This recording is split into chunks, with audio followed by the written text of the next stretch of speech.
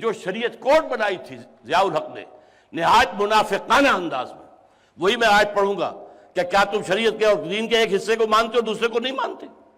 شریعت کوڈ اصولاً بہترین نظام تھا کہ ایک کورٹ ہے، میں جا کر کہوں کہ یہ فلاں قانون جو ہے پاکستان کا ایگزسٹنگ یا جو بن رہا ہے یہ خلاف اسلام ہے، مجھے موقع دیا جائے، میں دلائل دوں گا، وہ جورس کنسلٹس کو بلائیں، وہ علماء وہاں پر آئیں، دلیلیں دیں۔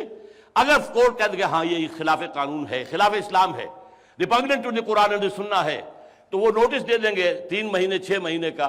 اگر مرکزی حکومت کا معاملہ ہے مرکزی حکومت کو، اگر صوبائی معاملہ صوبائی کو، اتنی مدت کے اندر اندر اس کی جگہ پر متبادل قانون سازی کر لو، ورنہ فلاں تاریخ کو یہ نل اینڈ وائڈ ہوگا۔ یہ اصولی اعتبار سے بہترین طریقہ ہے، اب بھی میں کہہ رہا ہوں، آج بھی کہہ رہا ہوں، بہترین طریقہ ہے۔ لیکن ہوا کیا؟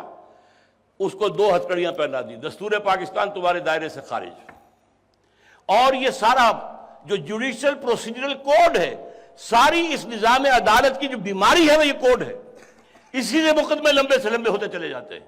یہ جو جوڈیشل کوڈ ہے، اور اس کو بہت تصحیح کی ہے، مولانا نیازی صاحب جب ہوتے تھے، یہ نواز شریف صاحب کا پہلا دور حکومت تھا، تو وہ وزیر امور دینیات تھے، اور انہوں نے ان میں سے ایک ایک چیز کے اوپر رپورٹیں مرتب کرا رکھی، سارا جو ہے یہ دیوانی کوڈ اور یہ فوجداری کوڈ، اس کی کیا اصلاحات ضروری ہیں، پولیس کے لیے کیا اصلاحات ضروری وغیرہ وغیرہ۔ تو ان سب کے دوسرا یہ کہ یہ کوڈ بھی آپ کے دائرے کار سے خارج، 10 سال تک مالی معاملات بھی خارج، اور سب سے بڑھ کر بات یہ آئلی قوانین پر بھی بات نہیں کر سکتے۔ اس پر میں نے استعفیٰ دیا شورا سے، میں گیا 5 جولائی 1982 کو، میں نے کہا جنرل صاحب آپ نے شریعت کوڈ بنائی، اپنے ہینڈ پکڈ علماء کو وہاں بٹھایا، پیر کرم شاہ کس کا چوائس ہے، میرا یا آپ کا؟ تقی عثمانی صاحب کس کا چوائس ہے، ملک غلام علی کس کا چوائس؟ ان کے بھی ہاتھ باندھ دیے آپ نے۔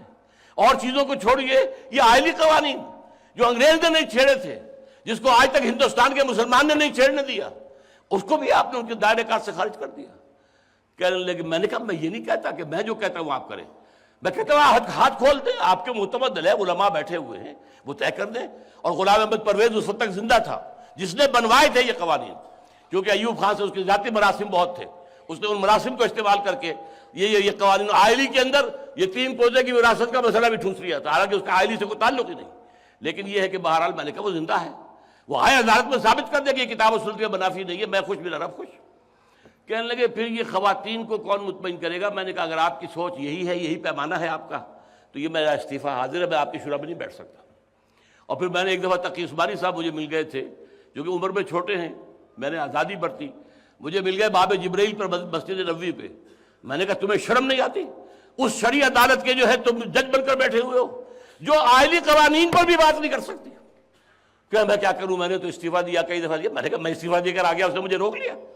یہ تو اصل میں کہنے کی باتیں ہوتی ہیں۔